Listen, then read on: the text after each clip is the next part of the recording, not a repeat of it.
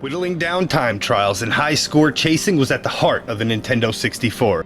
Because of that, many of the games are infinitely replayable. This arcade design philosophy sort of helped cement the worlds in our head and kinda rest them on a bed of nostalgia. There's something about cutting through the snow in 1080 or trashing through buildings in Blast Corps and trying to get your time a little bit lower on GoldenEye to unlock the next cheat or something like that, and just racking up kills in Star Fox 64, you know, like... Not to mention, like, all the late night deathmatch that just lasted from dusk till dawn, raging and stuff like that. We all have our own reasons for loving the Nintendo 64. When I think about why I love the N64, the first thing that comes to mind is the controller and all its wacky control schemes. Now at the time, I had only played the NES, Super Nintendo, and Genesis, so the N64 felt next-gen in every which way. It had an analog stick, a trigger button, 6 face buttons, color variants. I even managed to get the Nintendo Power 100 edition, which I can't remember how, and every game controlled differently. For example, in Turok, you use the C buttons to move and the analog to look around. In the old wrestling games, you use the digital button to move and then the analog stick to taunt. In Mario 64, you use the analog stick to move and the C buttons to move the camera. You never knew what you were going to get. Nowadays, every game controls the same. If it's a first-person shooter, I know how it's going to work. Third person, same thing. Now, most people would say that's a good thing, but you can't deny there's a certain magic to picking up the Trident and thinking, oh my god, how's this game going to play? These sentiments often blanket our mind, and that can muddy up the water to sort of preserve the moments in time as they were. But every once in a while you want to go back and sort of revisit that time if you can. And video games, well, they're the perfect medium for that. So, you made the awful mistake of hooking up that old console to an HD TV, and those graphics didn't line up with your recollection. Thankfully, we have methods out there to enhance video quality, but it all comes at a cost. My first method was to just emulate, but the analog controls never really felt right, despite me using an adapter for the original controller. My next step was to order a cheap capture device that supports S-Video. My one friend suggested to grab a Dazzle DVC 107 revision 1.1, and you know, that served me well. But the problem was software to grab the signal. I honestly found OBS functions best despite all the other suggestions. It has some really neat deinterlacing options, and it's easy to use. Still not completely up to snuff. The dark areas are difficult to navigate, and the device caps out at 30 frames. And I'm also tied to a computer desk with this method. So you go the extra step and just straight up mod your console to support RGB. You buy the mod chip, you buy an upscaler, and you get the appropriate cables to support that. Even then, it's still just a Nintendo 64, and unless you're finding a way to raise the internal resolution, it is what it is. Aside from the emulator joystick gate being a little wonky, these are all sensible solutions for trying to play Nintendo 64 games.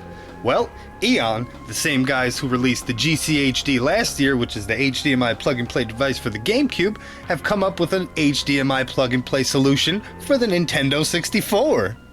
Alright, so here we have the nice packaging. You know, it looks just like an N64. It's kind of what they did with their GameCube one as well. Now, it says something about the slick mode on the back, but we'll talk more about that stuff later. Right now, let's just take a look at the device real quick. We'll get it out of the package. As you see, it's always a nice high-quality mold that they make. It's got this little leg on it to support the weight of the HDMI cable, so it doesn't, like, bend the port on your 64. Yeah, it's actually really nice design. And just plug it in and play. It's really easy. There's not much to it. Now I know you're waiting for me to get to the information about what this thing does.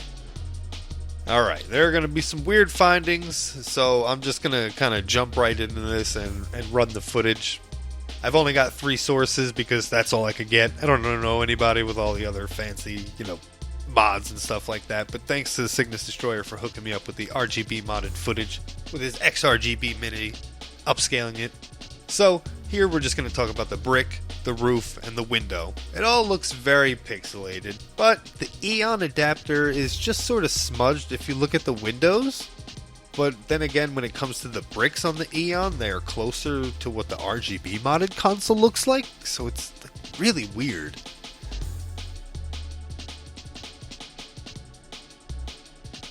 And then, here we have a huge grab bag. Okay, so first The entrance way to the castle is a little fuzzy in the distance on the mod in the EON Super HD, but then when you look over at the Dazzle, it seems to be handling it fine. It's got nice detail. Same thing with the railing here. Both have that smudged look, but you can almost count the pixels on each star if you look at the Dazzle. This is all very weird stuff. And here we're going to look at another one. The fence looks a bit off on the Dazzle, and I think I know why. We're just going to rewind back here for a second. Yeah, so you see on Lakuitu how he's kind of got like that ghost next to him? Here, we'll jump again.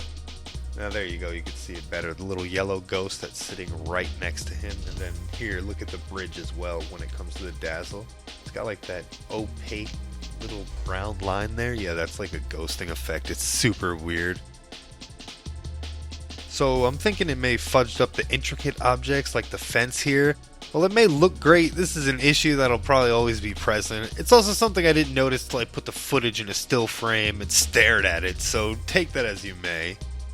And then again here, there's another whole mess going on. The modded console is a bit too vivid, so it washes out the flowers, but the Dazzle seems to be sharing color information with the adjacent pixels. So the tree bark appears green on the Dazzle, while it's brown on the other two. I think the Super 64 is the happy bridge here. I'm just gonna let this run here. We'll talk about the HUD in a second. I know you're looking at it already. And boom, now we'll talk about it. Now that the text is on screen. Let's start with the not so obvious, the number 4 and Mario's head. The color gradient on the number is a bit off with the Super 64. I'm thinking if I altered the brightness or something like that, it'd probably highlight the blend more accurately, but it's not horrible. I didn't want to change anything in post either because it wouldn't be very indicative of what the product is, being recorded as. So all the 2D elements with the EON are sort of smudged and they look just a little bit off. Again, looking at the bricks in the window on the castle in the distance, you get the bricks sort of share the same look with the mod and the EON console, while the window's a little smudged on the EON, and they sort of look the same on the RGB and the Dazzle. So it's all very weird. But really, it's all very nitpicky for what the system's even capable of. Alright, let's take a look at this slick mode on some of my favorite games. We'll start out with Blast Corps. I'm just gonna run the intro scene. This way, footage is matched up and everything. But, I mean, you can't really notice anything big here. I'm not gonna lie to you. Maybe the truck is a little bit smoother. And then we'll jump over to 1080 and we'll take a look at that. I got one of my replays that I played back, so... Again, you can't really tell too much of a difference, 1080 is already a really good looking game. I love it, I love the speed that the game portrays with the way the clothes move as you're going down the course and going faster and stuff like that. But I can't really see a big difference with it on. Maybe the pants look a little smoother. I don't know. I'll take a look at Castlevania here. Now, for a minute, I honestly didn't even believe that I had the right 2 videos in there. I thought they were the wrong ones. I had to look back at it again to make sure they weren't, the same file. But they are, in fact, different. The slick mode is on the right, and the off mode is on the left.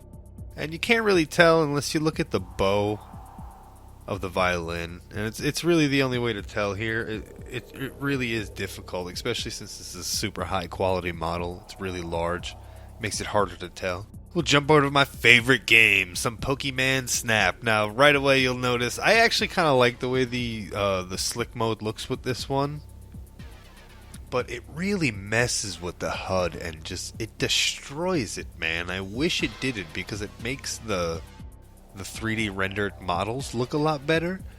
But again, like I said, it just messes with the 2D HUD a little bit too much for my taste.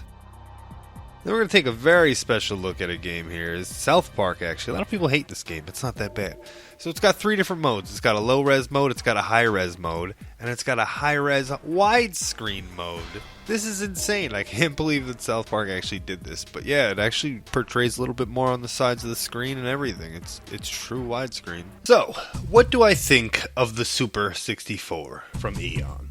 Well, as a lot of you guys are going to say in the comments, there is literally 101 other ways you can go about it. You can get a retro Tink 2x scaler, and you can get S-video cables for that, or you can get the mod for your console, or you can get the Ultra HDMI, and you can get upscalers for that, and like, you can never bring the stuff to a friend's house or something like that because all of those cables and stuff, it's not really convenient, you know. Sometimes people just want convenience, and I totally get a product like this, and I really actually like it.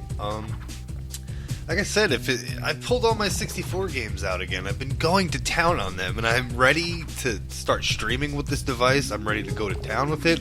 I've already got a weekend plan with my buddy. He's coming up next weekend. We're going for the tag team champs on friggin' WWF No Mercy. So, like, I mean, take it as you want, you know? Like, I really enjoy my time with it, though, and I will definitely be using this a lot more because the 64 is just a library of games that I haven't been able to play for a really long time, and I haven't been able to record for them either because the S-video, I just really don't like it. The dark stages are really dark. Like, games like Quake are almost impossible to see. But yeah, if you guys are interested in picking this up, if you go to castlemaniagames.com, you can get it there. If you use code REWIND at checkout, you'll get 15% off. And if you use the link in the description to sign up for the Castle Bucks program, so basically what it is, you get $5 given to you right away. So if you were to purchase the Super 64 right now, you'd actually get it for $20 off instead of the regular price, but you'd have to use the code and sign up for the Bucks, which the Castle Bucks is a free program. You basically get $5 given to you every month for nothing, just for signing up. So like, if you wait 4 months, you get $20 in there. You can wind up getting yourself something, use it for free shipping, whatever. The more you purchase, the more Castle Bucks you get as well, so it's like a rebate almost. It's a pretty cool program. Anyway, guys, I really enjoyed my time with the Super 64. I know there are a ton of other options out there, but sometimes people just want convenience. Anyway, yeah, Rewind Mike. I hope you enjoyed the video, and I will see you later.